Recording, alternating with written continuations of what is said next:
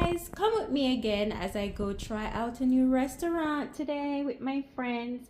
So guys, my friends, they're Nigerian and they wanted to try Jamaican food. So I look up a restaurant called Island Vibes. I've never been there before. So anyways, I call a lady before time and I tell her that we're coming. My friends, they're Nigerian, so hopefully she cook the food good for represent me well, cause yeah. Anyways, I'll meet you there, guys. Bye.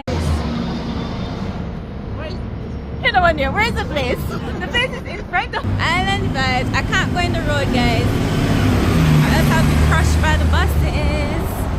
But Island Vibes restaurant, look on my vlog.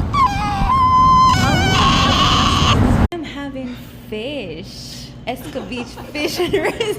So Belize is laughing. She just came. That's fried dumpling.